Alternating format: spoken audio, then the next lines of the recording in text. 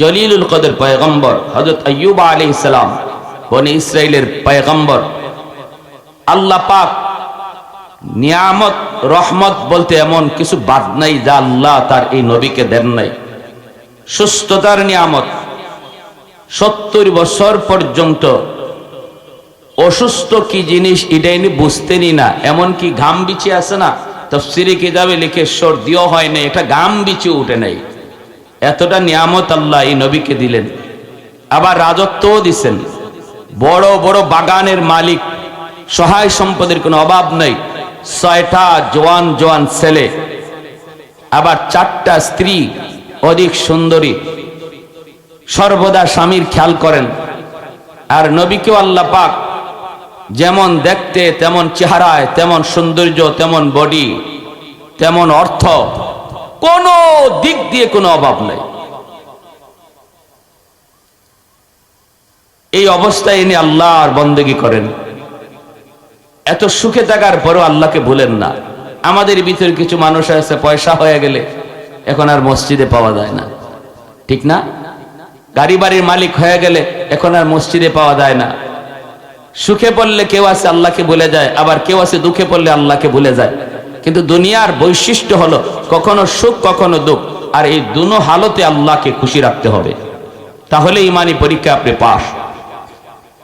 ফেরেশতারাও কয়, ইবলিসেও কয় আল্লাহকে, আল্লাহ তোমার পয়গম্বর আইয়ুব তোমার যে এত প্রশংসা করে, এখনো যে তোমার এত গোলামি করে, জানোনি কেন?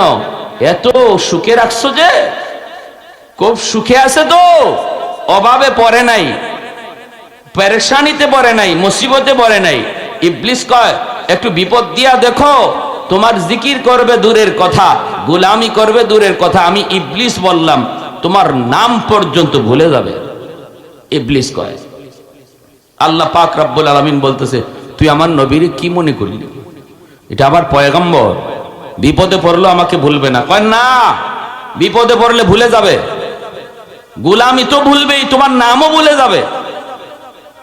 আল্লাহ পাক রব্বুল আলামিন কয় তাহলে তুই দেখবি? বলে হ্যাঁ দেখতে চাই। সেই শুরু হয়ে গেল পয়গম্বর আইয়ুব আলাইহিস সালামের উপরে আল্লাহর পক্ষ থেকে পরীক্ষা। কি সেই পরীক্ষা, কত কঠিন, কত কঠিন। প্রথমে আল্লাহ পাক রব্বুল আলামিন তার যে সহায় সম্পদ ছিল, তার যে অর্থকরী ছিল, বিভিন্ন মিল ফ্যাক্টরি, বিভিন্ন বাগান, এগুলা একে একে ধস খাইতে লাগলো, বিপদে পড়তে লাগলো। বাগানে আগুন লেগে যায়, আজকে অমুক বাগানে, কালকে অমুক বাগানে, আজকে অমুক ফ্যাক্টরিতে, কালকে অমুক ফ্যাক্টরিতে। এভাবে শুধু সম্পদ হাতছাড়া হতেই লাগলো, হতেই লাগলো। যখনই পয়গম্বরের কাছে খবর আসে যে আপনি আজকে আপনার অমুক সম্পদটা নষ্ট হয়েছে, তখনই তিনি আল্লাহর শুকরিয়া করে, জোরে কোন সুবহানাল্লাহ, তখন আল্লাহর শুকরিয়া করে। আমার ভাইয়েরা, বন্ধুরা, যুবক,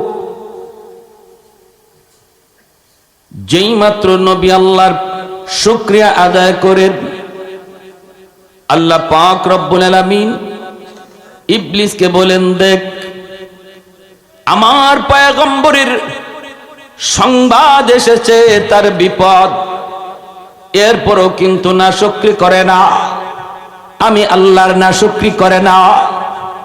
তাকায় দেখ, একটু শুন, আমি আল্লাহর শুকরিয়া আদায় করেছে। ইবলিস কয়, মালিক সম্পদ তুমি তার নিয়ে গেছো, কিন্তু এখনো তার 6টা জোয়ান ছেলে রয়েছে। এই জোয়ান ছেলেগুলি আছে বিদায়, এই ভরসায় পয়গম্বর এখনো নিরাশ হয় না। কারণ ছেলে যদি থাকে, তাও যদি জোয়ান ছেলে থাকে, সম্পদ যদি চলেও যায়, অল্প দিনের ভিতরে আবার তা কামাই করবে, আবার তা সংগ্রহ করবে, আবার জমাবে। অতএব কোনো টেনশন নাই। এই জন্য পয়গম্বর টেনশন করে না, তোমার এখনো শুকরিয়া আদায় করে। আল্লাহ পাক কয়, রে ইবলিস, তাহলে আরো পরীক্ষা বুঝি তুই দেখতে চাস রে? 6 জন সন্তান এক করে ঘুমায় রইছে, একই রাতে একই সময়ে 6 জনের ইন্তেকাল হয়ে গেল। পয়গম্বরের কাছে খবর, আপনার 6টা ছেলে একদিনে একই রাতে ইন্তেকাল করেছে, অ্যাক্সিডেন্টে মারা গেছে, উপরের ছাদ ভেঙে পড়ে গেছে। আল্লাহর পয়গম্বর তখনও নাশুকরি করেন না, তখনও আল্লাহর শুকরিয়া আদায় করেন, আল্লাহর শুকরিয়া আদায় করেন।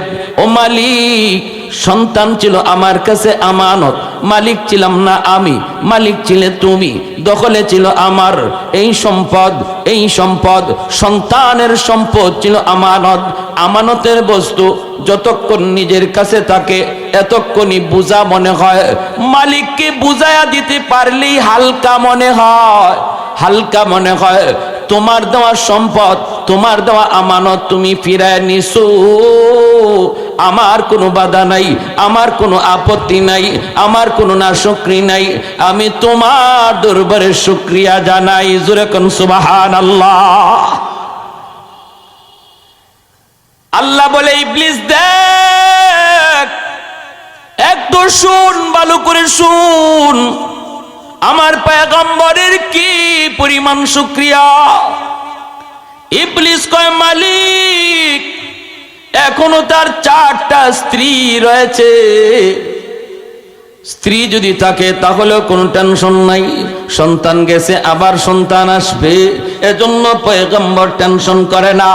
আল্লাহ বলে, ইবলিস রে দেখ, তুই কিন্তু যা বললি সব কিন্তু আমি করতেছি, এরপরও তোর কিন্তু গাওরামি যায় না, তোর কিন্তু গাওরামি যায় না, প্রশ্ন কিন্তু যায় না। 1বার 2বার 3বার পরীক্ষা আমি করলাম, এইবার তুই দেখ, 3জন স্ত্রী এক কাঠের ভিতরে ঘুমায়, আর একজন আইয়ুব আলাইহিস সালামের কাছে ছিলেন, নাম ছিল বিবি রহিমা, তিনি ছিলেন স্বামীর কাছে, 3জন ছিলেন এক জায়গায়। যেই রাত্রে 3জন একই খাটে ঘুমায় রইছেন, আল্লাহর পরীক্ষা শুরু হয়ে গেল, 3জন বিবি এক রাত্রেই মারা গেলেন। পয়গম্বরের কাছে খবর আসলো, তখনও তিনি কয়, মালিক শুকরিয়া জানাই তোমার, কারণ আমার কিছুই না, সব ছিল তোমার দেওয়া, তোমার দেওয়া জিনিস তুমি নিয়ে গেলে, আমার কোনো বাধা না। ইবলিস কয়, আল্লাহ, ও মালিক এখনো পুরাপুরি সুস্থ,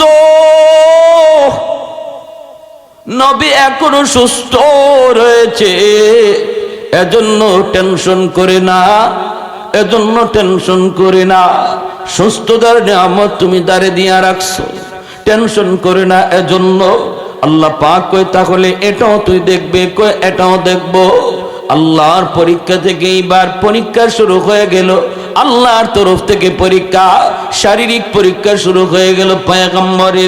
পয়গম্বরের শরীরের মধ্যে আল্লাহ পাক রব্বুল আলামিন এক ধরনের ফুসকা ফালায়া দিলেন, ফুসকা থেকেই, ফুসকার ভিতরে এরকম কিরা জন্মাতে লাগলো, পশমের গোড়ায় গোড়ায় ফুসকা পড়ে গেল রে যুবক। এই পুষ্কার ভিতরে ছিল কিরাপুর, এতে করে পুরা শরীরটা তার একদম পচে গেল, অল্প দিনের ভিতরেই দুর্গন্ধ বের হতে লাগলো। শরীরের এমন কোনো জায়গা নাই রে যেই জায়গাটা পচে নাই। পয়গম্বর তখনও আল্লাহর জিকির করে, আল্লাহর জিকির করে, না শুকরি করে না। এত বড় বিপদ যদি আমার আপনার উপরে আইতো রে আল্লাহর গোলাম, খুঁজে পাওয়া যাইতো না রে যুবক, খুঁজে পাওয়া যাইতো না। সুস্থতার ভিতরে তোমার মসজিদে পাওয়া যায় না। আল্লাহ তোমাকে সুস্থ 2টা হাত দিয়েছে, সুস্থ 2টা পা দিয়েছে, সুস্থ একটা দেহ দিয়েছে, এরপরও তোমার মসজিদে পাওয়া যায় না। যদি এমন কোন অসুস্থতার ভিতরে আল্লাহ তোমারে আমারে ফালায়, খুঁজেও পাওয়া যাবে না। অথচ আল্লাহর পয়গম্বর শুকরিয়া আদায় করে, মালিকের দরবারে শুকরিয়া আদায় করে। অসুস্থ হয়ে গেছে, সমস্ত শরীর পোকায় ধরে ফেলছে, তখনও পয়গম্বর কান্দে আর কো, মালিক সব কিছু পোকায় খেয়ে ফেলুক, হাত আমার পোকায় খেয়ে ফেলুক, বডি আমার পোকায় খেয়ে ফেলুক, আমার কোনো বাধা নাই, আমার কোনো কষ্ট নাই। পাটাও যদি খেয়ে ফেলে আমার কোনো বাধা নাই, আমার কোনো কষ্ট নাই।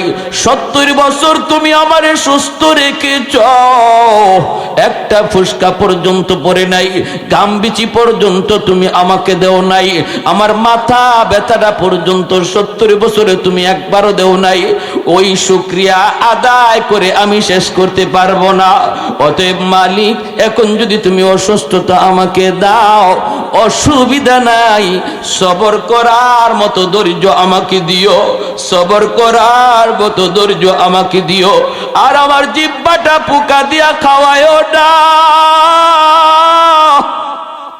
কারণ এই জিহ্বা দিয়ে আমি আল্লাহ আল্লাহ জিকির করব। জোরে কোন সুবহানাল্লাহ। मैं तालिब मौला हूँ मेरे इश्क निराला, मैं तालिब मौला हूँ मेरे इश्क निराला, है जुमला जहां जिनके तजल्ली से उजाला, है जुमला जहां जिनके तजल्ली से उजाला, मा दरुद जहा गैर खुदा यार नदारम, जुजियाद खुदा ही चेदिगर कार नदारम, যদি याद खुदा ही चेदिगर कार नदारम। জোরে কোন সুবহানাল্লাহ, আর একটু জোরে সুবহানাল্লাহ। আল্লাহর দেওয়া যত নিয়ামত, এই সমস্ত নিয়ামতের মধ্যে বান্দার উপরে আল্লাহর সবচেয়ে বড় নিয়ামত হলো সুস্থতার নিয়ামত।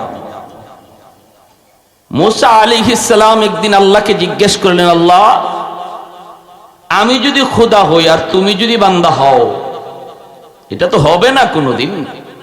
আমি যদি খোদা হই, তুমি যদি বান্দা হও, আমার কাছে কি চাইবা? আল্লাহ পাক তখন কুদরতি মুস্কি হাসে। আল্লাহকে, মুসা, এমনটা যদি কখনো হতো তাহলে আমি তোমার কাছে সুস্থতার নিয়ামত চাইতাম। জোরে কন্যা সুবহানাল্লাহ। একজন অসুস্থ মানুষ জানে সুস্থতার নিয়ামত কত বড়। আমরা দিব্যি চলতেছি, হাঁটতেছি, খাইতেছি, এজন্য বুঝি না যে এই সুস্থতার, সুস্থ দুটা পা, সুস্থ দুটা হাত, সুস্থ দুটা চোখ, এই সুস্থ দেহের কি দাম, কি মূল্য বুঝি না। কিন্তু বুঝে ওই মানুষটা যে বিছানায় পড়ে রয়েছে, হাঁটতে পারে না, যার চোখ নাই, দেখতে পারে না, সে জানে চোখের দাম। যার পা নাই, হাঁটতে পারে না, সে জানে পায়ের দাম। যার চোখ আছে, দেখতে পারে না, সে জানে চোখের দাম। ঠিক কিনা জোরে খাও। আল্লাহর পয়গম্বর সাইয়্যিদুনা আইয়ুব আলাইহিস সালামের উপরে পরীক্ষা শুরু হয়ে গেল। একে একে সবগুলি নিয়ামত আল্লাহ পাক একে একে চিনা নিলেন। এরপর নবী কিন্তু আল্লাহকে ভুলেন না, আল্লাহ পাকের জিকির ছাড়েন না, আল্লাহ পাকের শুকরিয়া বন্ধ করেন না, না শুকরি কখনো করেন না। কারণ তারা তো ভালো করে বুঝতেন, তারা তো ভালো করে জানেন, ইমানদার মাত্রই এই কথাটা ভালো করে বুঝে, আল্লাহ পাক যেমন সুস্থতা দেয়, অসুস্থতা আল্লাহ দেয়, সুখে যেমন আল্লাহ রাখে, দুঃখেও আল্লাহ ফালায়। কিন্তু এই বিপদ থেকে উদ্ধার করার জিম্মাদার আর কেউ নয়, বিপদ দেয় আল্লাহ, উদ্ধার করে কে? আওয়াজ আসতে কোনো মালিকের নাম জোরে বলেন, কে? আর একটু জোরে, কে? বিপদ আল্লাহ দেয়, এই বিপদ থেকে উদ্ধার করেন আল্লাহ।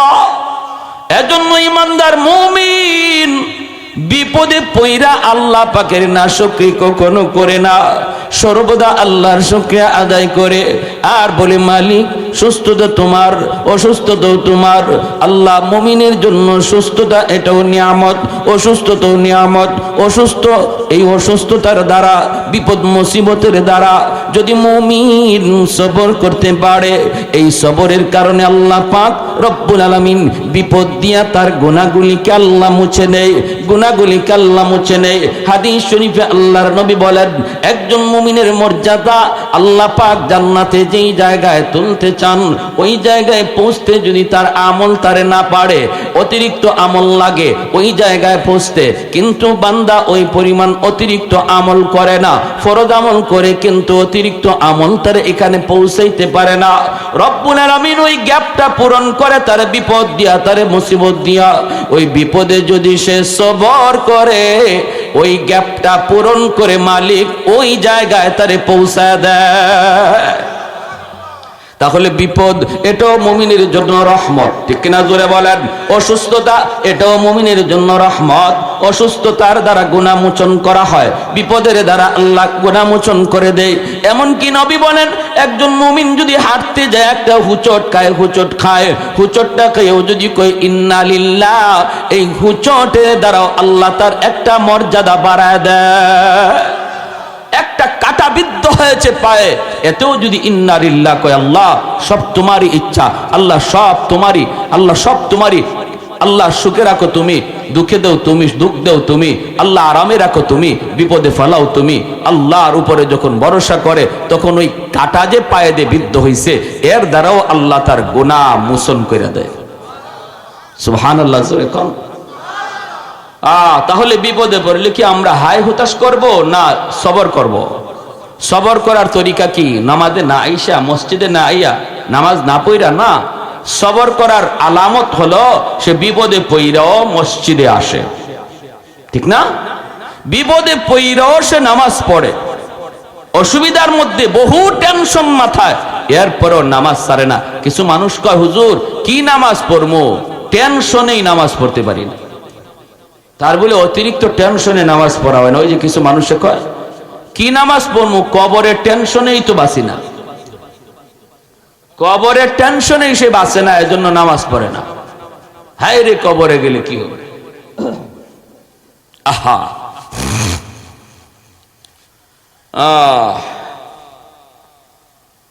এখন আইয়ুব আলাইহিস সালামকে আল্লাহ আল্লাহ আল্লাহ তোমার কাছে একটাই আবদার, আমার জিহ্বাটা পোকা দিয়া খাওয়ায়ও না। আল্লাহ, এই জিহ্বাটা যদি সুস্থ থাকে আমি খুশি আছি, কারণ এই জিহ্বা দিয়া আল্লাহ আল্লাহ আল্লাহ জিকির করতে পারি, তোমার নাম নিতে পারি। যদি জিহ্বাটা পোকায় খেয়ে ফেলে, আমি কি দিয়ে তোমার নাম নেব? সুবহানাল্লাহ। সমস্ত শরীর পচে গেল, দুর্গন্ধ বের হয়, দুর্গন্ধ বের হয়, ঘরের মানুষ আর জায়গা দেয় না। বিবি রহিমা ইউসুফ আলাইহিস সালামের তাফসীরের কিতাবে লিখেন, ইউসুফ আলাইহিস সালামের নাতিন, বংশক্রমে তিনিও একজন নবী পরিবারের মেয়ে, সম্ভ্রান্ত বংশের মেয়ে। আইয়ুব আলাইহিস সালামের বিবি রহিমা এত সুন্দরী, আবার সর্বদিক দিয়ে গুণী। স্বামীকে নিয়ে তিনি ঘর থেকে বের হয়ে গেলেন, কিন্তু স্বামী ছাড়তে রাজি না গো। সবাই স্বামীকে ছেড়ে দিল, আত্মীয় স্বজন সবাই এলাকা থেকে বের করার জন্য আদেশ দেয়, কিন্তু কেমন স্ত্রী তিনি বলেন, সবাই ফেলে দিল, আমি আমার স্বামীকে ফেলব না। স্বামীকে নিয়ে রাস্তায় চলে আসলেন। পথিকেরা কয়, রহিমা তোমার স্বামীকে নিয়ে রাস্তা থেকে সরো, নতুবা আমরা রাস্তায় হাঁটতে পারি না, রাস্তা দিয়ে চলাচল করতে পারি না, তুমি তাড়াতাড়ি করে রাস্তা থেকে সরাও। রাস্তায় মানুষের চলাচল বন্ধ হয়ে গেল। চলে গেলেন মাঠে। মাঠে যাওয়ার পর কৃষকেরা কয়, ওগো রহিমা, তুমি যদি স্বামীকে নিয়ে এই জায়গায় থাকো, দুর্গন্ধের কারণে আমরা মাঠে কাম করতে পারি না, আমরা মাঠে আসতে পারি না, মাঠ থেকে সরাও। রাস্তায় জায়গা হলো না, মাঠেও জায়গা হলো না। এত বড় পয়গম্বর, আল্লাহ পাক যারে ধন দিয়েছিলেন, আল্লাহ যারে সম্পদ দিয়েছিলেন, আল্লাহ যারে কোনো অভাবে রাখে নাই, ক্ষমতাও আল্লাহ তারে দিয়েছিলেন, এখন ঘরেও জায়গা হয় না, রাস্তায়ও জায়গা হয় না, মাঠে গেলেন মাঠেও জায়গা হয় না, মাঠ থেকে সরাও, মাঠ থেকে সরাও। বিবি আর পুরো স্বামী ছাড়তে রাজি না, স্বামী ছাড়তে রাজি না গো। ওই এলাকার মা বোনেরা একটু খেয়াল করে শোনো, স্বামী ভক্তি কেমন গো, একটু খেয়াল করে শোনো। এজন্যই তো মায়ের নবী বলেছেন, কোন স্বামী যদি আগে মারা যায় আর এই অবস্থায় তার অন্তরে স্ত্রীর প্রতি তার মহব্বত লইয়া মারা যায়, স্ত্রীর প্রতি রাজি ছিল, এই স্ত্রী জান্নাতি। অথবা স্ত্রী যদি আগে মারা যায়, এই অবস্থায় স্বামী তার উপরে রাজি, মরতে দেরি, স্ত্রী জান্নাতে যাইতে দেরি না। স্বামী যদি স্ত্রীর উপরে খুশি থাকে, আল্লাহ নবী বলেন স্ত্রীর জন্য জান্নাতের গ্যারান্টি আছে। সুবহানাল্লাহ, জোরে কোন। এজন্য নবী বলেন, আইয়ুমা ইমরাতিন ইযা সাল্লাত খামসাহা ওয়া সামাত শাহরাহা ওয়া হাফিজাত ফারজাহা ওয়া আতাআত বালাহা। নবী বলেন, যদি কোনো মহিলা 5 ওয়াক্ত নামাজ পড়ে আর রমজান মাসে রোজা রাখে, পর্দা ঠিকমতো করে, শরী পর্দা, আর স্বামীরে মান্য চলে, স্বামীরে খুশি করে চলে, স্বামীর অবাধ্য না হয়, মায়ার নবী বলেন ওই মহিলা শুধু এই 4টা কাজের হিসাব যদি আল্লাহর কাছে সঠিকভাবে দেয়, সে জান্নাতের যে কোনো দরজা দিয়ে প্রবেশ করবে। মহিলাদের জন্য আল্লাহর তৈরি জান্নাতে যাওয়া পুরুষের চেয়ে অনেক সহজ। পুরুষ জান্নাতে যাওয়া এত সহজ নয়, অনেক হিসাব কিতাব আছে। টাকা কেমনে কামাই করছো, হালাল তরিকায় না হারাম তরিকায়, প্রতিবেশীর হক রক্ষা করছো কিনা, মসজিদের হক আদায় করছো কিনা, হ্যাঁ, এমন অনেক হিসাব আছে। জুম্মায় গেলা কিনা, ঈদের নামাজে গেলা কিনা, জিহাদ, জিহাদ যদি আওয়াজ আসলো, জিহাদ ফরজে আইন হলো, সেখানে তুমি হাজির হলা কিনা, কত জবাব দিতে হবে একজন পুরুষকে। কিন্তু নবী বলেন মহিলার জন্য এত কোনো প্রশ্ন নাই, তার জুম্মার নামাজের হিসাব নাই, তার ঈদের নামাজের হিসাব নাই, প্রতিবেশী এটারও কোনো হিসাব নাই, টাকা কেমনে কামাই করলো, কেমনে ব্যয় করলো, এই হিসাবও মহিলার নাই, সম্পদ কেমনে কামাইলো, ঘর কেমনে চালাইলো, খানা কেমনে উপস্থিত করলো, সেটা হালাল তরিকায় না হারাম তরিকায়, এটা জবাব দিবে স্বামী, স্ত্রী না।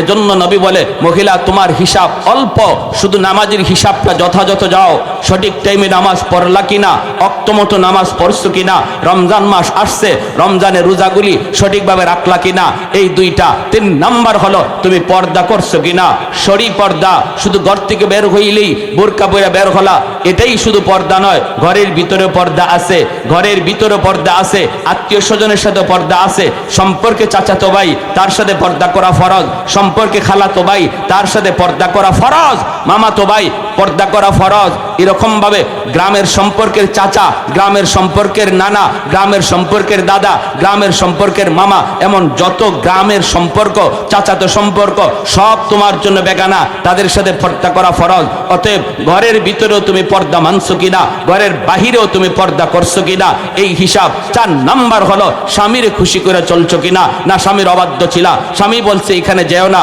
তারপরেও তুমি গেছো, এটা অবাধ্য হলো। স্বামীকে তুমি খুশি করলা কিনা, স্বামী ঘরে ঢুকলো, ঘরে ঢুকা মাত্রই তুমি তার একটু বসার সুযোগ দাও, একটু বাতাস করার ব্যবস্থা করো, একটু পানি নিয়ে হাজির হও, মন খারাপ করবা না, তার সামনে গরম কথা বলবা না, মনে রাখবা ঘর চলবে স্বামীর সিদ্ধান্তে, পরামর্শ নিবে স্বামী স্ত্রীর কাছ থেকে, কিন্তু সিদ্ধান্ত দেওয়ার মালিক হলো স্বামী।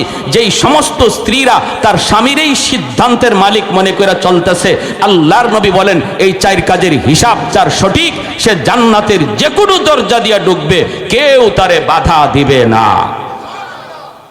সুবহানাল্লাহ। এজন্য মহিলাদের জন্য আল্লাহর তৈরি জান্নাতে যাওয়া অধিক সহজ।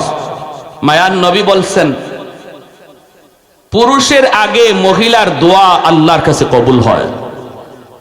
স্বামী আর স্ত্রী একসাথে যদি মোনাজাত করে, আমরা তো এটা করি না, এটা করি না, কিন্তু সাহাবায়ে কেরামের জিন্দেগি দেখলে দেখা যায়, আমার নবীর জীবনী দেখলে দেখা যায়, নবী তার পবিত্র বিবিদের সাথে একসাথে হাত উঠাইছেন। আল্লাহর নবী বলছেন, কখনো নবী বলছেন তোমরা চাও আল্লাহর কাছে, আর আমি নবী আমিন বলবো। আবার নবী বলছেন আমি দোয়া করি, তোমরা আমিন বলো। আম্মা জান আয়েশা সিদ্দিকা রাদিয়াল্লাহু তাআলা আনহা বলেন নবী বহুবার হাত উঠাইছেন, আমি আমিন বলছি। উম্মে হাবিবা রাদিয়াল্লাহু তাআলা আনহা বলেন আমি একবার হাত উঠে বলতেছি, আল্লাহ আমার আব্বারে তুমি হেদায়েত দাও। উম্মে হাবিবা তিনি হলেন আবু সুফিয়ানের মেয়ে, যিনি আল্লাহর নবীর চরম দুশমন ছিলেন আবু সুফিয়ান, অথচ মেয়ে নবীর বিবি। তিনি একদিন দোয়া করেন, ইয়া রাসূলুল্লাহ আমি একটু আল্লাহর কাছে দোয়া করি, আপনি আমিন কইেন। নবী কয় আচ্ছা ঠিক আছে দোয়া করো। দেখেন নবী দোয়া করতেছে, উনি ওনার বাবার জন্য, আল্লাহ আমার আব্বারে তুমি হেদায়েত দাও, আমার স্বামীর সাহাবী বানায় দাও। আমার নবীও সাথে সাথে আমিন বলে ফেলছেন, আর আমিন বলতি আল্লাহর কাছে কবুল হয়ে গেছে। এজন্য ফতে মক্কার দিন আবু সুফিয়ান কালেমা পড়ে মুসলমান হয়ে নবীর সাহাবী হয়েছেন, নবীজির সাহাবী হয়েছেন, বহু যুদ্ধে নেতৃত্বও দিয়েছেন। এজন্য নবী বলেন, পুরুষ এবং মহিলার মধ্যে একসাথে হাত উঠানোর পর দুজন একই তরিকার মুমিন, দুজন একই ধরনের আমলদার, কের থেকে কেউ কম কের থেকে কেউ বেশি এমন না, দুজন পাক্কা নামাজি, দুজন হালাল হারাম মাইনা চলে, আমলের ক্যাটাগরি দুজনের সমান। এরপরও হাত উঠাইলে পরে পুরুষের আগে মহিলার দোয়া কবুল হয়ে যায়, শুধু মাত্র সে মহিলা হওয়ার কারণে আল্লাহর কাছে সে পুরুষের চেয়ে অনেক আগায় রয়েছে, অনেক আগায় রয়েছে। সুবহানাল্লাহ। এজন্য ঘরে মহিলাদের কাছ থেকে দোয়া নিব, কোথাও সফরে বের হব মার কাছ থেকে দোয়া নাও, স্ত্রীর কাছ থেকে দোয়া নাও, বোনের কাছ থেকে দোয়া নাও, মেয়ের কাছ থেকে দোয়া নাও, তাদের কাছ থেকে দোয়া নিয়ে যাও। ঘরে অভাব চলতেছে, বিবিরে বলেন বিবি গো একটু হাত উঠে দোয়া করো। মা বোনদেরকে বলি স্বামী অভাবে আছে, আল্লাহর কাছে হাত উঠাও, তোমার দোয়া আল্লাহ কবুল করে। আল্লাহ আমার স্বামী অভাবে আছে, আল্লাহ সংসারটা কষ্টে চলতেছে, আল্লাহ তুমি কবুল করো। রবিজি বলেন স্বামী যতবার হাত উঠে কাঁদবে, মহিলা একবার হাত উঠে কাঁদলে আল্লাহ দোয়া কবুল করে নেবে। প্যারে হাজরিন, এজন্য মহিলারা এত দামি। সাইয়্যিদুনা আইয়ুব আলাইহিস সালাম, বিবি রহিমা কয় না না, সবাই আমার স্বামীকে ফালা দিল, আমি স্ত্রী স্বামীকে ফালাবো না।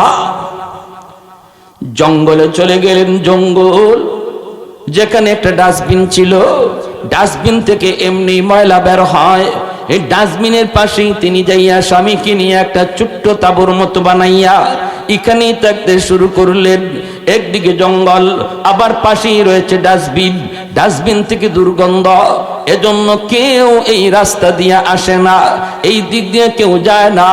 ওই জায়গার মধ্যে যাইয়াই স্বামীকে নিয়ে তিনি থাকতে শুরু করলেন। রে যুবক, যেন ডাস্টবিনের গন্ধ তাদের নাকে লাগে না। আইয়ুব আলাইহিস সালামের শরীরের দুর্গন্ধ যেন এর চেয়েও আরো বেশি, এর চেয়েও যেন আরো বেশি। এখানেই থাকতে শুরু করলেন, স্বামীর খেদমত করেন, স্বামীর খেদমত করেন, কিন্তু খাওয়াবেন কি দিয়া, কি কইরা তিনি খাওয়াবেন? এজন্য তিনি সকালবেলা বের হয়ে যেতেন, গ্রামের ভিতরে যায় মানুষের বাড়িতে কাম করতেন, কাম কইরা তিনি স্বামীর জন্য খাবার সংগ্রহ করতেন। এইভাবেই চলছে, এইভাবেই চলছে। কে সেই মহিলা? তিনি তো একজন নবী পরিবারের মেয়ে, নবী পরিবারের মেয়ে, তিনি তো একজন বংশীয় মেয়ে, তিনি তো অধিক সুন্দরী মেয়ে, তিনি তো চলে যেতে পারতেন, কিন্তু যান না। কারণ নবী পরিবারের মেয়ে, আল্লাহর ভয়, স্বামীর মহব্বত, স্বামীর ভালোবাসা অন্তরে আসেনি না না। হালুয়া পাকাইয়া, ওই হালুয়া চামচ দিয়া খাওয়াইতে পারেন না, চামচ দিয়া খাওয়াইতে গেলে ঠোঁট পচে গেছে, দাঁত পচে গেছে, দাঁতের মাড়িটা পর্যন্ত পচে গেল।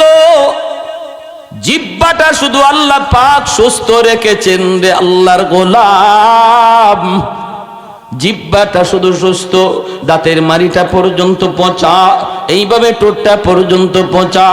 যদি তিনি চামচ দিয়া খানা দিতে চান, চামচটা যদি এই দাঁতের মাড়িতে লাগে, পয়গম্বর ব্যথা পান, উপরে উঠেন। এজন্য বিবি চামচ দিয়েও খানা দেয় না, আবার হাত দিয়েও খানা দেন না। হাত দিয়ে খানা দিতে গেলে নখটা যদি লাগে জিহ্বায়, নখটা যদি লাগে এই ঠোঁটে, নখটা যদি এই পচা জায়গায় লাগে, তবুও স্বামী কষ্ট পায়। এজন্য তিনি করেন কি, স্বামীরে খানা খাওয়ান কেমনে রে আল্লাহর গোলাম?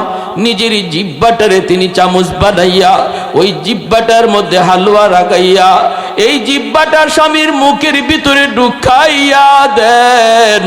আর ওই জিহ্বাটা হলকমে পৌঁছাইয়া হালুয়া স্বামীর পেটে ঢুকা দেন। জোরে কোন সুবহানাল্লাহ। আমার মা বোনেরা খেয়াল করে শুনো, একজন মহিলার গল্প বলতেছি, মহিলার ইতিহাস শোনাই। একজন পবিত্র বিবির ঘটনা বলতেছি। গল্লার বান্দি একটু দিলটারে নরম করে শোনো, কেমন করে আল্লাহরে রাজি করা যায়, কেমন করে আল্লাহর জান্নাতের মালিক হওয়া যায়, কেমন করে স্বামীর খুশি করা যায়, একটু খেয়াল করে শোনো। আমাদের উপরে এমন বিপদ আসলে কি হইতো, হয়তো খবরই পাওয়া যাইত না, একা একাই জঙ্গলে পইরা মরতে হতো, হয়তো বা বাঘে ভাল্লুকি খেয়ে ফেলতো, কেউ পাশে আসতো না, কেউ না, কেউ না। কিন্তু বিবি রহিমা তিনি তো মানুষের কাছ থেকে এই রকম ভাবে সারাদিন কাম কাজ কইরা হালুয়া পাকাইয়া জিব্বা দিয়া সেই হালুয়া স্বামীর খাওয়ার, এইভাবেই চলছে, এইভাবেই চলছে চলছে। ভাইরে একদিন তিনি বের হয়েছেন, সারাদিন তালাশ করলেন, কাম কাজের তালাশ করে কোনো কাম পাইলেন না, কোনো কাজ পাইলেন না। এখন কি করবেন? ইবলিস তো দেখতেছে, ইবলিস তো দেখতেছে, ইবলিস তো দেখতেছে, ইবলিস তো দেখতেছে। আল্লাহ তো বলতেছেন ইবলিস দেখ। ফেরেশতারাও নাকি বলেছিলেন, কোন এক riwayate এসেছে ফেরেশতারাও এই কথা বলছিল, ও মালিক, ও মালিক, এত নিয়ামত দিয়া রাখছো, বিদায় আইয়ুব তোমার গুণগান করে, মনে হয় বিপদে পড়লে তোমাকে এত ডাকবে না। ভাইরা বন্ধুরা, এবার ইবলিসের আগুন জ্বলে, আগুন জ্বলে। হায় রে, কোনোভাবেই তো পারতেছি না, কোনোভাবেই তো আমি পারতেছি না। এইবার ইবলিস লাগছে বিবি রহিমার পিছনে, বিবি রহিমার পিছনে লাগছে, কয়ে দেখি ওই দিক দিয়ে কোনো গন্ডগোল ঘটানো যায় কিনা। ইনি যান মানুষের বাড়িতে। একদিন তিনি কাম পাইলেন না, গেলেন একজন ইহুদি মহিলার কাছে। মহিলার কাছে যেয়ে বলতেছেন, মা গো, ও মা, ঘরে কোন কাম আসেনি, আমি কাম করব, আমাকে একটা কাম দিবানি। আমার স্বামী তিনি আল্লাহর পয়গম্বর, অসুস্থ অসুস্থ, জঙ্গলে পড়ে আছে, একটু খানা খাওয়ানো লাগবে, স্বামীর জন্য একটু খানার ব্যবস্থা করব, দিবানি কোনো কাম, বিনিময়ে আমি কিছু খাবার নিব। ইহুদি মহিলা কয়, না, আমার ঘরে কোনো কাম নাই, আমার ঘরে কোনো কাম নাই, তাহলে একটু সাহায্য করবানি। ইহুদি মহিলা কয়, আমি এমনে এমনি সাহায্য করি না, বদলা দিতে হয়। বদলা কি দিব? বদলা আমার কাছে তো কিছুই নাই গো মা, বদলা দিব কি? মহিলায় কয়, তোমার চুলটা অনেক লম্বা, যদি আমারে কিছু চুল তুমি কাইটা দাও, চুলের বিনিময়ে আমি তোমাকে কিছু বিনিময়ে দেব। এইবার আল্লাহর বান্দি তিনি ডাক দিয়া কয়, না গো মা, না, লম্বা চুল দেওয়া যাবে না, কারণ আমার লম্বা চুলটারে আমার স্বামী লাঠি বানাইয়া নিচে থেকে যখন উঠে আমার চুল টান দিয়া উঠে। আমার স্বামী অসুস্থ, আমার স্বামী অসুস্থ, শোয়া থেকে যদি হাজত সারতে উঠতে হয়, আমার চুলটা টান দিয়া চুলটারে লাঠি বানাইয়া তিনি উঠে, আমার চুল ধইরে একটু হাঁটাহাঁটি করে, না গো বিবি, না গো মা, চুলটা দেয়া যাবে না। মহিলায় কয়, তাহলে তুমি ভাগো, আমার কাছে কিছুই নাই। এত শক্ত দিলের মহিলা। ভাইরে মনে রাখবা, কেউ যদি কখনো আপনার কাছে কোনো সওয়াল করে, সাবধান, আপনি তারে ফিরে দিবেন না। ওয়া আম্মাস সাইলা ফালা তানহার, আল্লাহ পাক কয়, বন্ধু, কেউ যদি তোমার কাছে এসে কোনো সওয়াল করে, ধমক দিও না, ধমক দিও না। যদি পারো তুমি তার উপকার করো, সাহায্য করো, দিলে আঘাত দিয়ে কথা বলবা না, আঘাত দিয়া কথা বলবা না, আঘাত দিয়া কথা বলবা না। কারণ আজকে আমি সুখে আছি, আগামীকাল আমাকেও ভিক্ষুক আল্লাহ বানাইতে পারেনি, না পারে না? আজকের ভিক্ষুক আগামীকাল সে বাদশা হতে পারে, আজকের বাদশা আগামীকাল ভিক্ষুক হতে পারে। এর পুরা চাবি কাঠি হলো কার হাতে? আর একটু জোরে বলেন, কার হাতে? সুবহানাল্লাহ। এজন্য ক্ষমতার বাহাদুরি কইরো না, ক্ষমতার বাহাদুরি কইরো না, টাকা পয়সার বড়াই দেখাও না। আজ আছে কাল থাকবে না। যারে তুমি অবহেলা করো, কাল আল্লাহ তারে তোমার উপরে উঠায় নিবে। সমাজে এমন দৃষ্টান্ত আসেনি না নাই? বহু আছে, বহু আছে। এক সময় গরিব ছিল, যার বাড়িতে এসে কাজ করত, আজকে তার সন্তান সমাজের সবচেয়ে বড় কোটিপতি, সমাজের সবচেয়ে ধনী। আর যার বাড়িতে কাজ করত তার বাবা, আজকে ওই লোকের সন্তান তার বাড়িতে যায় কাজ করে। বহু নজির রয়েছে, এজন্য অবহেলা করবা না। ওয়া আম্মা সাইলা ফালা তানহার, ধমক দিও না, ধমক দিও না। এই মিয়া, শরীরে শক্তি আছে, এরকম কি আছে, এভাবে চাইতে আইছো কেন? কাম করে খাইতে পারো না, কাম করে খাইতে পারো না, এই ধরনের না, এমন কথা বলবা না। পারো না, বুঝের সাথে বুঝাইয়া দাও, বাইরে আমার কাছে এখন নাই, তুমি মাফ করো। আর যদি সুযোগ থাকে তার কোনো একটা উপকার করার, তুমি করো। হযরত আব্দুল্লাহ ইবনে আব্বাস রাদিয়াল্লাহু তাআলা আনহু, মায়ার নবীর সাহাবী, তিনি মসজিদে নববীতে ইতিকাফ করেন। একজন অভাবী মানুষ মসজিদের ভিতরে ঢুকে গিয়া কয়, আব্দুল্লাহ আমার এই উপকারটা কইরা দিবা, আর এটা তুমি ছাড়া আর কেউ পারবে না, তুমি কইরা দিবা। উনি সাথে সাথে মসজিদ থেকে বের হয়ে যাইতেছেন। তখন ওই লোক বলতেছে, ওগো নবীর সাহাবী, আপনি না ইতিকাফে বসছেন? আব্দুল্লাহ ইবনে আব্বাস রাদিয়াল্লাহু তাআলা আনহু বলে, নবীজি রওজা পাশে, নবীজি রওজার দিকে আঙ্গুল উঠে বলতেছে, ওই রওজাওয়ালার পবিত্র জবানে আমি শুনেছি, কেউ যদি কোনো মুসলমানের কোনো সমস্যা সমাধানে এগিয়ে আগায়া যায়, কেউ যদি কোনো মুসলমানের হাজত পুরা করার জন্য আগায়া যায়, আল্লাহ এই মদিনার মসজিদে 10 বছর নফল ইতিকাফের চেয়ে বেশি সওয়াব দান করে। আমি ফরজ ইতিকাফে বসছি না, বা ওয়াজিব ইতিকাফে বসছি না, নফল ইতিকাফে বসছি। অতএব নবী বলছেন, কেউ যদি কোনো মুসলমানের একটা উপকার করে, এই উপকারটা 10 বছর নফল ইতিকাফ করার চেয়ে আল্লাহর কাছে বেশি সওয়াব। আমরা তো আমাদের বন্দিগি মসজিদ কেন্দ্রিক সীমাবদ্ধ করে ফেলেছি। আমরা বলি নামাজ পড়লাম, আলহামদুলিল্লাহ আমি আল্লাহর কাছে কামিয়াব, আমারে আর কে পায়, জান্নাত আমার আগে কে যায়। কিন্তু ইবাদত বন্দিগি, আল্লাহকে খুশি করার বহু সাবজেক্ট মসজিদের বাইরে রয়ে গেছে, দোকানে আছে, রাস্তায় আছে, ঘরে আছে, সর্ব জায়গায়। 10% যদি মসজিদের ভিতরে থাকে, 90%ই আল্লাহকে খুশি করার বস্তু মসজিদের বাহিরে রয়ে গেছে। যদি আপনি সঠিকভাবে চলেন, মসজিদে নামাজ পড়লেন, দোকানে যাইয়েই আপনি গীবত করলেন, লাভ হলো কি? মসজিদে নামাজ পড়লেন, বের হইয়েই আরেকজনের ক্ষতি করার চিন্তা করলেন, লাভ হলো কি?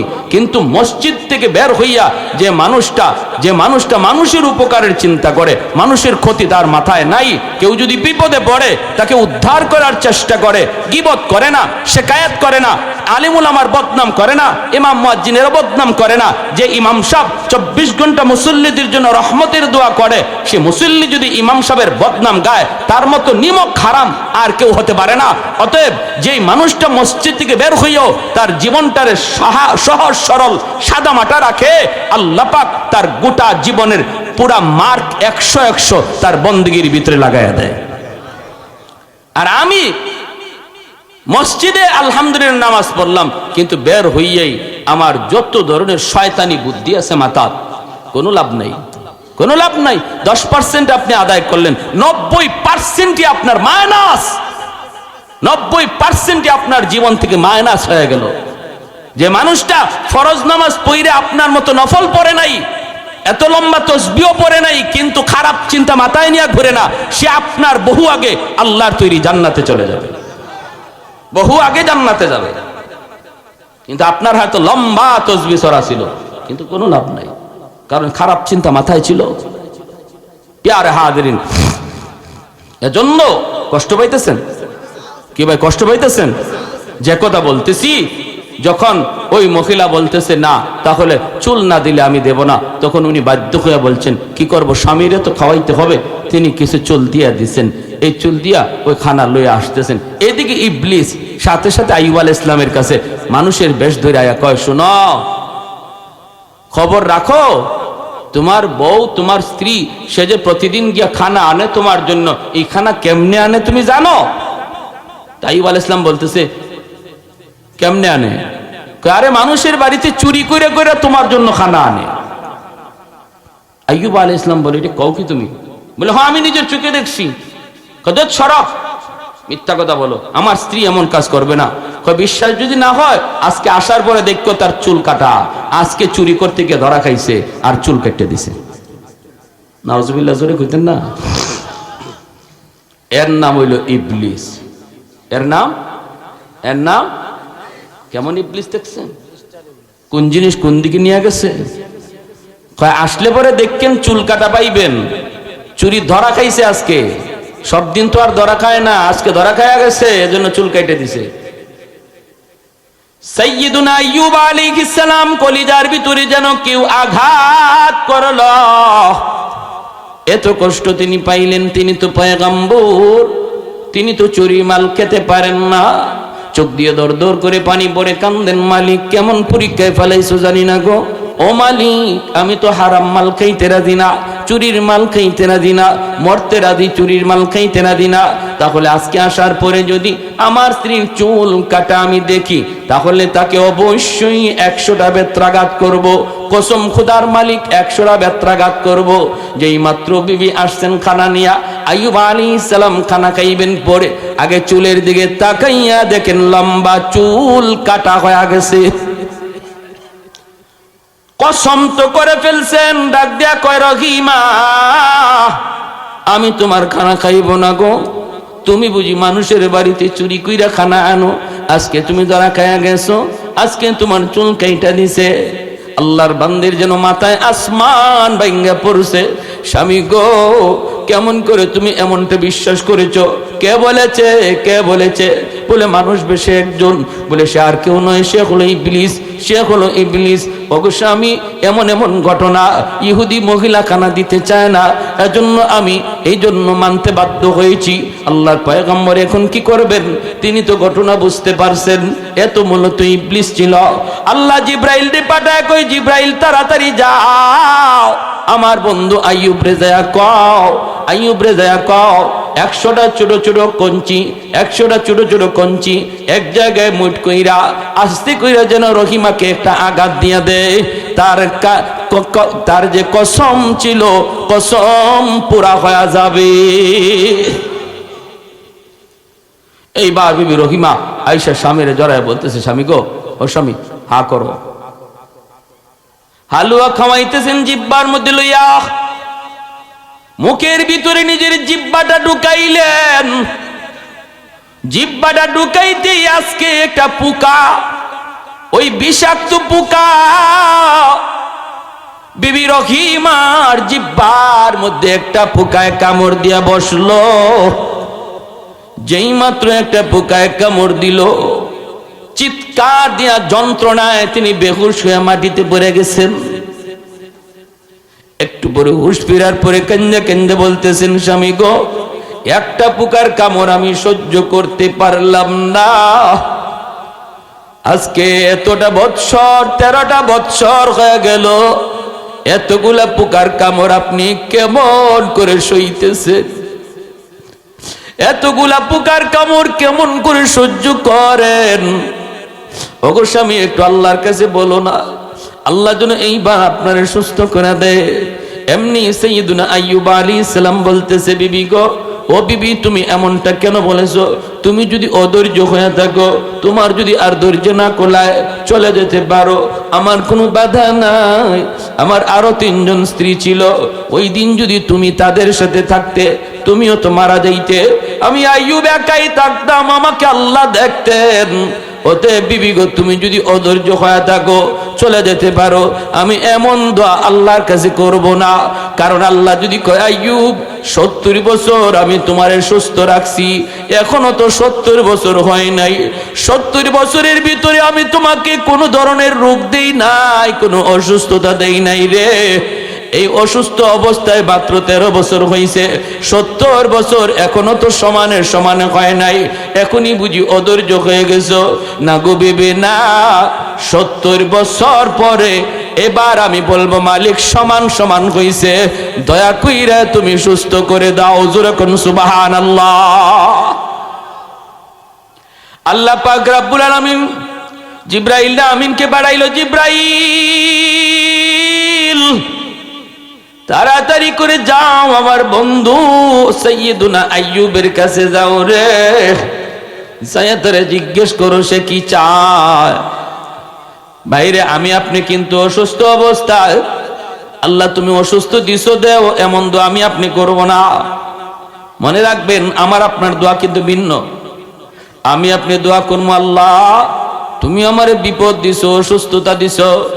অসুস্থ তো নিয়ামত, সুস্থ তো নিয়ামত, কিন্তু আমার ইমান দুর্বল, ইমান দুর্বল অসুস্থতার নিয়ামত না। আল্লাহ তুমি আমারে সুস্থতার নিয়ামত দান করো। এমন দোয়া ইমাম গাজ্জালী রহমাতুল্লাহি আলাইহি বলেছেন, মুমিন সর্বদা এই দোয়া করবে, আল্লাহ বিপদ এটাও মুমিনের জন্য তুমি রহমত বানায় রাখছো, কারণ বিপদের দ্বারা তুমি গুনাহ মোচন করো, গুনাহ মাফ করো। কিন্তু মালিক আমার ইমান তো দুর্বল, ভয় হয় বিপদে পড়ে আমি আবার লাইনচ্যুত হয়ে যাই কিনা, অসুস্থ হলে আমি আবার পথহারা হয়ে যাই কিনা। আল্লাহ তুমি আমারে সুস্থতার নিয়ামত দাও, সুখে থাকার নিয়ামত দাও। জোরে কোন সুবহানাল্লাহ।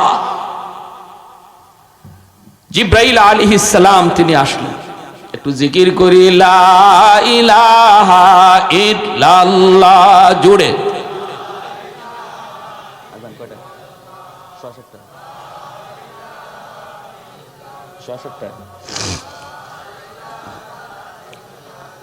আওয়াজ দিয়া লা ইলাহা ইল্লাল্লাহ।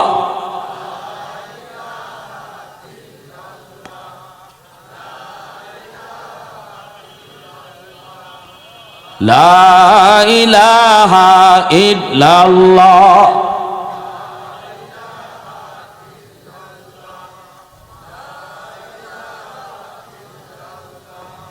तो दिल में तो आता है समझ में नहीं आता,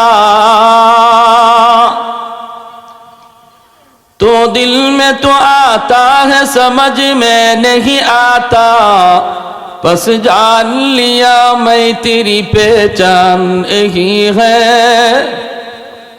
बस जान लिया मैं तेरी पहचान यही है। उल्फत में बराबर के वफा हो के जफा हो, हर चीज में लज्जत है अगर दिल में मजा हो, हर चीज में लज्जत है अगर दिल में मजा हो।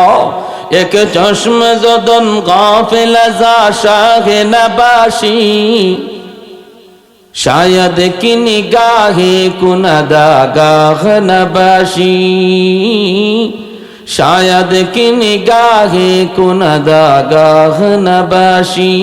একটু জোরে সুরে কুমার, আর একটু জোরে আল্লাহু আকবার। জিব্রাইল আলাইহিস সালাম আসলেন, আইসে সালাম দিলেন, আসসালামু আলাইকুম ইয়া নবী আল্লাহ। সাইয়্যিদুনা আইয়ুব আলাইহিস সালাম তিনি সালামের জবাব দিতে একটু দেরি করলেন। সালাম দেওয়া সুন্নত, জবাব দেওয়া ওয়াজিব। জবাব দেওয়া মাসালা শুনি আমরা। সালাম দেওয়া কি সুন্নত, সালামের জবাব দেওয়া। সালাম না দিলে গুনাহ হবে না, দিলে সওয়াব, না দিলে গুনাহ হবে না। কিন্তু কেউ যদি আপনাদের সালাম শোনায়া দেয়, তার জবাব দেওয়া আপনার উপরে ওয়াজিব, যদি না দেন কবিরা গুনাহ হবে। সালাম যদি শুনেন জবাব দেওয়া ওয়াজিব, কবিরা গুনাহ হবে। আমাদের সমাজের কিছু মানুষ আছে সালামের জবাব দেয় না, সালামের জবাব দেয় না, মুখ লড়ে না, টুট নড়ে না, ওয়া আলাইকুমুস সালাম ওয়া রাহমাতুল্লাহ বলবে তা বলে না। আপনাদের কথা বলি না, বিভিন্ন জায়গা আছে মাথা নাড়ায়, ওয়া আলাইকুমুস সালাম কইতে তোমার মুখে কি ঠাডা পড়ছে? এটা কি? ও তো কোনো জবাব না। যতজনই ও কইতেছেন প্রত্যেকেরই কবিরা গুনাহ হইতেছে, কবিরা গুনাহ। আর এই ওর জবাব আল্লাহ দিব মরার পরে, গুতা। এবং জবাব শুনাইয়া দেওয়া ওয়াজিব। মনে মনে জবাব দিলে জবাব হয় না, যে সালাম দিছে তাকে শোনায়া দিতে হবে, ওয়া আলাইকুমুস সালাম ওয়া রাহমাতুল্লাহ। মনে মনে ওয়া আলাইকুমুস সালাম বললেও হবে না, সে শুনতে হবে। এটা হলো মাসালা। আমাদের উস্তাদরা আমরা শিখাইছেন। মালিবাগ জামিয়া যখন আমি দাওরায়ে হাদিস পড়ি, বুখারী সানি যার কাছে পড়ছি, আল্লাহর ওলি দুনিয়ায় নাই, উস্তাদরে সালাম দেওয়ার সময় চেষ্টা তো করি আমরা উস্তাদকে আগে দিব, কিন্তু হুজুরে আমরা আগে সালাম দিতে পারতাম না। হুজুরের ছাত্র দেখলে ছাত্রের আগে হুজুরে সালাম দিয়ে দিতে, আমরা এক মুসিবতে পড়তাম। তো একদিন এরকম ঘটনা আমার সাথে ঘটছে। আমি মনে মনে শুধু খালি ভাবছি সালাম দিব, আসসালামু আলাইকুম বলবো, এর আগেই হুজুরে বলে ফেলছেন আসসালামু আলাইকুম রাহমাতুল্লাহ। এখন কি করি? কারণ উস্তাদের সালাম আমি ওয়ালাইকুম আসসালাম ওয়া রাহমাতুল্লাহ কেমনে কই? শরম লাগে না? আমি আস্তে আস্তে বলছিলাম, লজ্জা পেয়ে গেছি আর কি, শরম পেয়ে গেছি। ওয়ালাইকুম আসসালাম। উনি থামো থামো থামো, আস্তে করে আইসা মিষ্টি হাসি দিয়ে আমার কানে ধরছেন, কানে দিয়ে এমনি মুচড় দিয়ে বলছেন, জীবনে আর এই ভুল করবা না, জবাব শোনায়া দেওয়া ওয়াজিব। বাবা, মনে মনে কাউকে জবাব দিলে জবাব হয় না। আমি সালাম দিছি, আগে সওয়াব আমি নিয়ে গেছি, তুমি পারো নাই, এখন তোমার দায়িত্ব হলো আমার জবাব দেওয়া, আমাকে শোনায়া। বুঝে আসছে আপনাদের? আমল করবো ইনশাল্লাহ, করব। আর সালাম দেওয়ার তরিকা কি? আসসালামু আলাইকুম ওয়া রাহমাতুল্লাহ, এই হলো সালামের সহি তরিকা। আসসালামু আলাইকুম, এটা কোনো সালাম না। আবার কিছু মানুষ আছে রাজনৈতিক সালাম, সালাম আলাইকুম। সাম শব্দের অর্থ হলো মরণ, আর আসসালাম শব্দের অর্থ হলো শান্তি। আসসালামু আলাইকুম, তোমার উপরে শান্তি নাজিল হোক। আসসালামু আলাইকুম শব্দের অর্থ হইল তুমি তাড়াতাড়ি মরো। এটা দোয়া হইল না বদ্ধ হইল? সালাম আলাইকুম বলার দ্বারা এটা দোয়া হয় না বদ্ধ হয়? সাবধান, এই ধরনের সালাম কেউ কাউরে দিবেন না, বাপ মারেও দিবেন না। বাবারে যদি কোন সালাম আলাইকুম বাবা, তাইলে বোঝা গেল আব্বা তুমি তাড়াতাড়ি মরো আর তোমার সম্পদ আমি দখল করি। বুঝে আসছে? সাবধান, এই ধরনের সালাম না। আর সালাম বাপ মা পাওয়ার হকদার বেশি, যেহেতু সালামের অর্থ হলো শান্তি, তোমার উপর শান্তি নাজিল হোক, এজন্য এই হকটা বাপ মার বেশি, সন্তানের কাছ থেকে এই দোয়াটা পাওয়ার। এজন্য মা বাবাকে বেশি বেশি সালাম দেবেন, আসসালামু আলাইকুম ওয়া রাহমাতুল্লাহ। এভাবে মাকে বাবাকে সালাম দিবেন। যে সন্তান বাবাকে সালাম দেয় না, মাকে সালাম দেয় না, সে বাবার হক নষ্ট করলো, মার হক নষ্ট করলো। জিব্রাইল আলাইহিস সালাম যখন সাইয়্যিদুনা আইয়ুব আলাইহিস সালামকে সালাম দিলেন, এই বাচ্চারা, এই বাচ্চারা, বহুত বড় পণ্ডিত দেখা যায়, হ্যাঁ?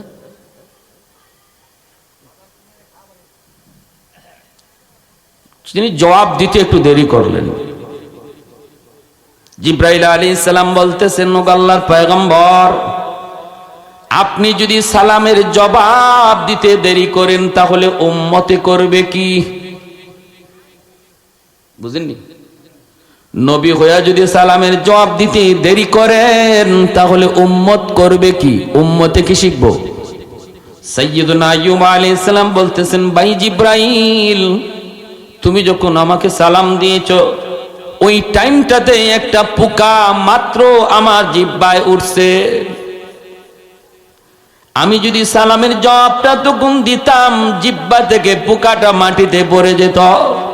আর আমার তখন ভয় হচ্ছিল, পোকা যদি আল্লাহর আদালতে কিয়ামতের ময়দানে নালিশ দেয়া দেয়, মালিক তুমি তো পাঠাইছিলা তোমার পয়গম্বরের কাছে, কিন্তু আমি তার মেহমান হয়ে গেছি, আমাকে খানা দেয় নাই, ফালায়া দিছে। আমি কি জবাব দিতাম, কি জবাব আমি দিতাম? এজন্য পোকাটা নিরাপদ জায়গায় যাওয়ার আগ পর্যন্ত আমি জিহ্বাটা নাড়াইতে পারি নাই। এতে করে একটু দেরি হয়ে গেল। ভাই জিব্রাইল, আমাকে তুমি মাফ করো। সুবহানাল্লাহ। আল্লাহ পাক কয়, জিব্রাইল, আমার পয়গম্বর আইয়ুবের জবাব তুমি কেমন পাইছো, কেমন পাইছো? জিব্রাইল আমিনের চোখ থেকে পানি পড়ে জিব্রাইল কান্দে আর কয়, মালিক, আসমানের নিচে এত সুন্দর জবাব কেউ দিবে আমার বিশ্বাস হয় না। তোমার পয়গম্বর যে সুন্দর জবাব দিয়েছে, এত কষ্টে এত মুসিবতে, তাই কেউ কয় কি? আল্লাহ পাক রব্বুল আলামিন, আল্লাহ পাক রব্বুল আলামিনের কাছে জিব্রাইল কয়, মালিক, ও মালিক, এইবার আমি সুপারিশ করলাম, আকাশের সম্মানিত ফেরেশতারা সুপারিশ করলো, আল্লাহ আর পরীক্ষা লাগবে না, 18টা বছর হয়ে গেছে। আল্লাহ তুমি এইবার তোমার পয়গম্বরে তুমি মুক্তি দাও, আমাদের বুঝ হয়ে গেছে ইবলিস এত মানবেই না, আমরা ফেরেশতাদের বুঝ হয়ে গেছে আজীবন যদি বিপদে ফালায় রাখো তবু পয়গম্বর কখনো নাশুকরি করবে না। বলা মাত্র আল্লাহ কই জিব্রাইল তাহলে আমার পয়গম্বরে বলো পায়ের মোড়া দিয়া পায়ের গোড়ালি দিয়া সেজন্য জমিনে আঘাত করে। জিব্রাইল কই ও আল্লাহর পয়গম্বর আপনি পায়ের গোড়ালি দিয়ে আঘাত করেন। আল্লাহর নবী কয় ভাই জিব্রাইল পায়ের গোড়ালি পামু কোথায়, গোড়ালি তো নাই, পোকায় তো সব খেয়ে ফেলছে। বলে যা আছে তা দিয়ে আপনি জমিনে আঘাত করেন, তা দিয়ে জমিনে আঘাত করেন। পায়ের গোড়ালিটা জমিনে দিয়ে আস্তে করে আঘাত দিতে সাথে সাথে আল্লাহ পাকের কুদরতে পানি উঠা শুরু হয়ে গেল, ঝর্ণা শুরু হয়ে গেল। এইবার আল্লাহ বলে জিব্রাইল আমার পয়গম্বরে বলো এই পানিটা যেন বিসমিল্লাহ কয়ে সে পানিটা পান করে আর কিছু পানি যেন শরীরের মধ্যে মাখায়। যেই মাত্র আল্লাহর পয়গম্বর পানি বিসমিল্লাহ বলে তিনি পান করলেন, সাথে সাথে তার শরীর থেকে ঝরঝরাইয়া সবগুলি পোকা মাটিতে পড়ে গেল। চেহারার মধ্যে তিনি মাখলেন, বডিতে মাখলেন, আল্লাহ চেহারার রং পরিবর্তন করে দিল। আবারও সেই 25 বছরের পুরনো যুবক আল্লাহ বানায় দিল, পরিপূর্ণ সুস্থতা আল্লাহ তারে দান করল। হারানো যত নিয়ামত ছিল আল্লাহ ফিরায় দিল, বিবিদেরকে আল্লাহ ফিরায় দিল, সন্তানও আবার ফিরায় দিল, কোটি কোটি টাকার মালিকানা যত সম্পদ তাও আবার ফিরায় দিল। ভাইয়েরা বন্ধুরা এমনকি আইয়ুব আলাইহিস সালাম যেদিকে হাঁটতেন ওই দিকে স্বর্ণের বৃষ্টি নাজিল হইত। জোরে কোন সুবহানাল্লাহ। এত পুরস্কার আল্লাহ তারে দান করছেন। সুস্থ হয়ে তিনি একটা টিলার মধ্যে বসে আছেন, এইদিকে বিবি রহিমা তিনি তো গেলেন এলাকায় খাবার আনার জন্য, কাণ্ড তো ঘটে গেল এইদিকে স্বামী তো সুস্থ হয়ে গেছেন। খাবার নিয়ে জায়গায় পৌঁছে দেখেন স্বামী নাই, তাবুতে স্বামী নাই। হাউমাউ করা শুরু করলেন, হয় আমার স্বামী কই গেল, বাগে বুঝি খেয়ে ফেলল, আমার স্বামীর কি হলো, হায় আমার স্বামীর কি হলো। তাকায় দেখেন পাশে একটা মানুষ, একজন যুবক বসা আছে, অন্যদিকে মুখ কইরা। বিবি রহিমা যায় বলতেছেন রে যুবক জানি না আপনি কে, এই জায়গায় ডাস্টবিনের পাশে আজকে আরো 18টা বছর যাবত আমার স্বামী মাটিতে পড়া, তুমি দেখছনি? তিনি তো অসুস্থ ছিলেন, তুমি তো তারে দেখছো নাকি? জবাব নাই। ওই পাশ থেকে আওয়াজ আসলো, তিনি ওই দিকে তাকায় জবাব দিলেন তোমার স্বামীকে চিনবা নাকি তারে দেখলে? বলে হ দেখলে তো চিনব। কয় দেখলে যদি চেনো তাহলে চেহারাটা একটু দেখো দাও, তোমার ওই অসুস্থ স্বামী তিনি আর কেউ নন, আমি হলাম আল্লাহর পয়গম্বর যার নাম হলো আইয়ুব আলাইহিস সালাম। জোরে কোন সুবহানাল্লাহ। বিবি রহিমা কই কেমন করে বিশ্বাস হয় না, বিশ্বাস হয় না। আইয়ুব আলাইহিস সালাম কয় বিবি গো একটু চেহারাটা দেখো, ভালো করে নজর করে দেখো, আমার যৌবনের চেহারাটা একটু খেয়াল করে তুমি দেখো। যখন যৌবনের চেহারাটা খেয়াল করে দেখো কাছে আসলেন, বিবি রহিমা চিনে ফেলছেন, সাথে সাথে শুকরিয়া আদায় করে স্বামীর জড়ায় ধরছেন। দুজন 3 রাকাত নামাজ আদায় করলেন, শুকরিয়া দান। আল্লাহ জানায় দিল বন্ধু আইয়ুব শুকরিয়া দেন যে এই 3 রাকাত নামাজ পড়ছিল, এই 3 রাকাত নামাজ আমি তোমার উম্মতের জন্য মাগরিবের 3 রাকাত ফরজ ঘোষণা করলাম। আর যারা মাগরিবের 3 রাকাত ফরজ পড়বে তাদের আমল নামায় আইয়ুব আলাইহিস সালামের নামাজের সমান সওয়াব আমি আল্লাহ দান করব। সুবহানাল্লাহ। ওয়ালানাবলুওয়ান্নাকুম বিশাইইন মিনাল খাউফি ওয়াল জুউ' ওয়া নাকসিম মিনাল আমওয়ালি ওয়াল আনফুসি ওয়াস সামারাত ওয়া বাশশিরিস সাবিরিন। অন্য আয়াতে আল্লাহ বলেন আহাসিবান নাসু আন ইউতরাকু আন ইয়াকুলু আমান্না ওয়া হুম লা ইফতানুন। মানুষ কি এমন মনে করে সে বলবে আমি ইমানদার, অথচ আমি ইমানের পরীক্ষা নেব না, এমনটা কি কেউ মনে করে? না না, এমনটা মনে করার কোনো সুযোগ নাই। যদি আমি বলি আমি ইমানদার, অবশ্যই ইমানের পরীক্ষা আসবে। সুসংবাদ ওদের জন্য যারা পরীক্ষায় সবর করবে আল্লাহর গোলামি কইরা। সন্তান মারা গেছে, সবর করো, ইন্না লিল্লাহি ওয়া ইন্না ইলাইহি রাজিউন। বিপদ, যে কোনো বিপদ, যে কোনো ছোট হোক বড় হোক, যে কোনো বিপদ যখনই শুনবো দেখবো, সাথে সাথে দোয়া হলো ইন্না লিল্লাহি ওয়া ইন্না ইলাইহি। এটা শুধু মরার দোয়া না, এটা যে কোনো বিপদের দোয়া। বিপদ ছোট হোক বড় হোক, মানুষ মারা গেলে পরে এই দোয়া পড়ি। এর অর্থ হলো, মর্ম হলো, তুমি যাও, আমি তোমার পিছনে আসতেছি। মুর্দাকে আমরা বলতেছি কথা ইন্না লিল্লাহি ওয়া ইন্না ইলাইহি রাজিউন বলে। আমরা সবাই এক পথের পথিক, আজ তুমি কাল আমি তোমার পিছনে আসতেছি, তুমি যাও। জোরে কোন সুবহানাল্লাহ। তাহলে আমরা সবাই ইনশাআল্লাহ সুখে দুঃখে সর্বদা কার গোলামি করব? আর একটু জোরে কার? 5 ওয়াক্ত নামাজ, এই মসজিদ আল্লাহর ঘর, প্রতি ওয়াক্তে মসজিদে আসার নিয়ত কার কার আছে? একটু হাত তুলে আল্লাহকে দেখান। আল্লাহ তুমি প্রতিটা হাতকে কবুল করো। জোরে বলি আমিন। ওয়া আখির দাওয়ানা আনিল